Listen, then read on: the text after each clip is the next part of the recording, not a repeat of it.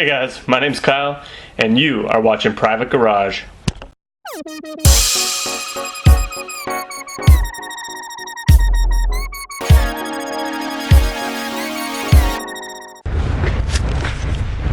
Let's take a walk at understanding why it's difficult to put an engine in a car that's not designed to take that engine. First, I put the engine in and quickly realized it wouldn't fit, but couldn't tell why.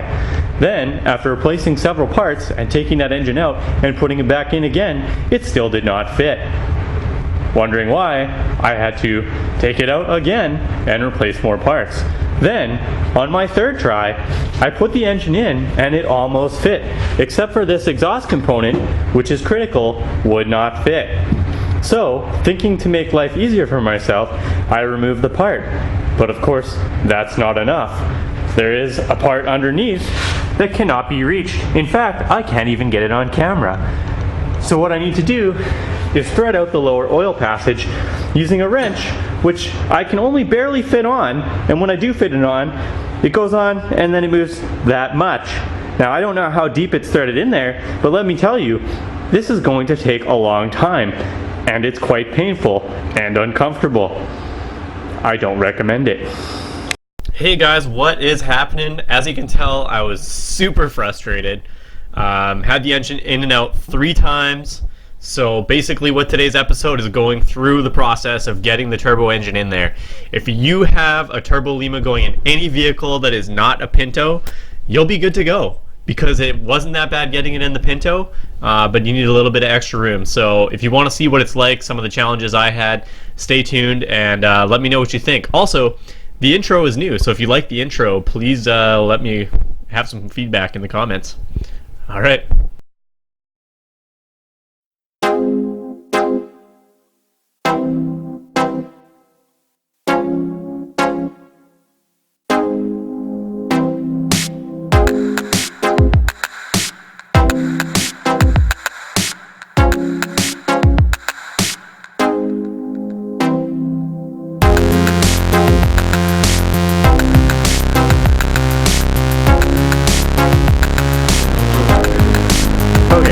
Let's flip this around. Alright. Tegan came to help me because I got stuck trying to put the engine in. It went halfway.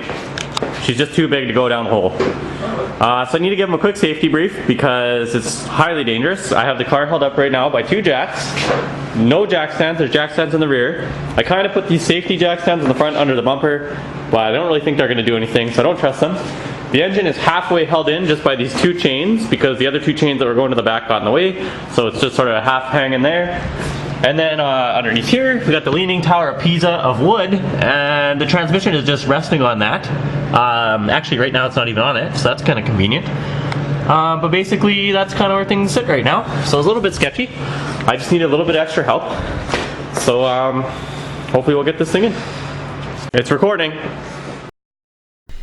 Alright, so we're working on the car. We tried a million different things. You can see a couple clips here, trying to like get it over the front subframe, putting it on an angle, trying to lift the car up more, a bunch of different things. Nothing was working. Trying to put a square peg through a round hole, could not tell why it wasn't going. And then Tegan basically said, oh yeah, did you check the oil pan? And I'm like, oh yeah, I totally checked. There's a spot.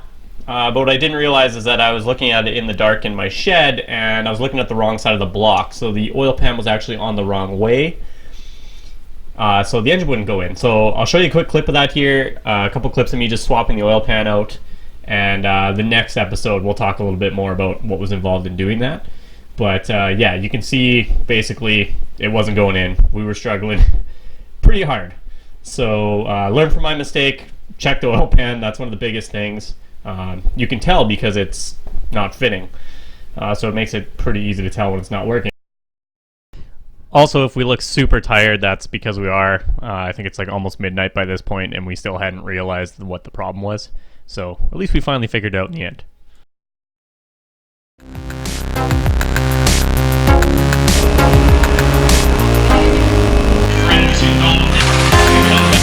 And now we put it back on. Okay guys, this is finally it. I've tried to put this engine in here twice before, it did not go. I swapped the oil pan. We have the right oil pan. Everything's ready. We're gonna lift it up. We're gonna lower the car down again. Try and get it in there, and it should just go. So here's hoping.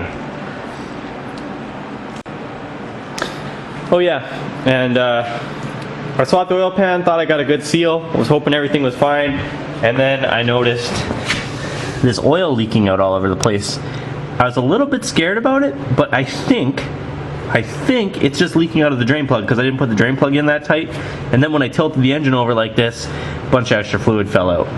So hopefully we're still fine. We're gonna jack it up, take a look. And if that's okay, we're gonna measure the turbo, make sure it doesn't hit that fan motor because that's the biggest problem, the biggest thing I'm scared of. And if it doesn't seem like it's gonna hit, we're gonna go for it. Wish me luck.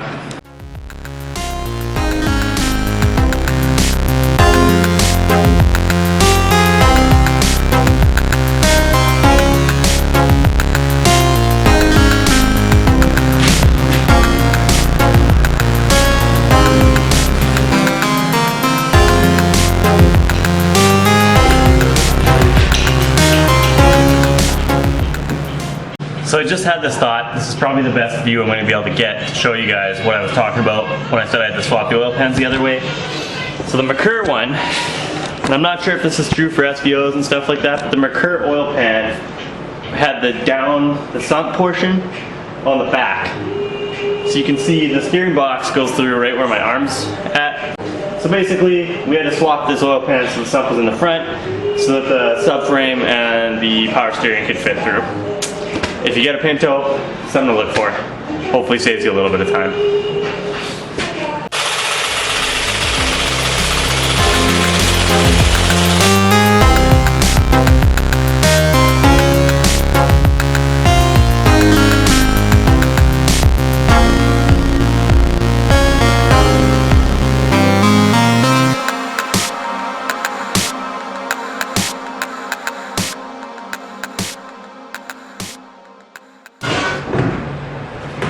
Oh, we're close, baby. We are close. Alright, so just a quick chat here. The engine stand, if you can picture it, the feet go like this. And as you push them in, they actually hit the bottom, the lower control arms of the car. So in order to push the engine stand in far enough, I'm already maxed out on the boom. What I'm gonna have to do is actually jack the car up so that the engine stand can go in further, but we're basically there. Honestly, not that bad, but just if you do have a Pinto and you're using a typical engine stand like this one, just something to be aware of that before you do anything, just check and see if it'll actually slide under the car. Really for any car, but Pintos are pretty low, so.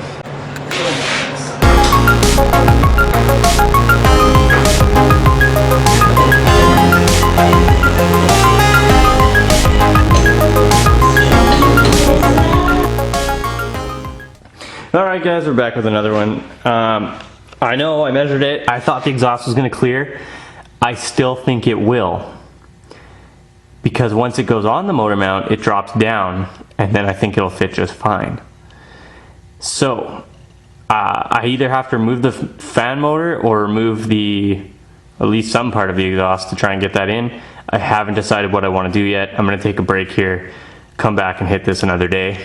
But the good news is, we're very close, and it does in fact look like it's going to fit in quite well.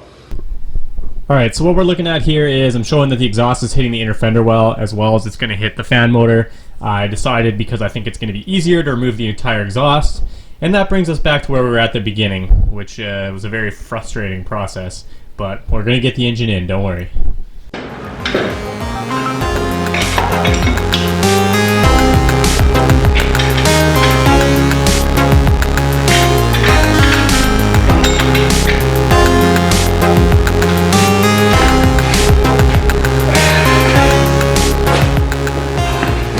Can't believe I finally got it. There she is. Let's do a review on that now. Now we got some serious room, and I can actually show you what's been going on. So the turbo was hitting right here. Now I may cut this out or bound it. I'm not sure what I'm going to do there yet. Starter is clearly bottoming out, but once the motor goes back more, it won't be an issue. So my recommendation, if you're doing this job, just remove the turbo before you get it in the car. Should have just had it off. Would have saved me probably a solid 2 hours, maybe more, to be honest. So definitely worth it. Should be really easy now. Bolt her back up, push her straight back. Famous last words, right? So now let's go over and have a look at the turbo. Turbo has like a little miniature motor mount on it. Now I had considered just trying to take the turbo off of the manifold itself. Geez, it's not focusing very well. But I'm glad I didn't, because it would have been very difficult to get at those. This feels completely seized, but I'm not sure if I should be able to move that by hand or not. But anyway, this presumably is an oil passage. That wasn't too bad to get out, but yeah, I mean, we got her off. A little bit corroded. Seen better days. So yeah, came out. Very exciting, very exciting. Feeling a lot better about it now. Look at all that room. Yeah, so I just dropped the engine in, picked up the camera, showed you what I was doing, and didn't have the camera turned on. So let's try that again. Feel kind of stupid. Anyway, the engine just fell into place. That motor mount's gonna come down a little bit. Look how close this is. Look at it. Oh, we're almost there.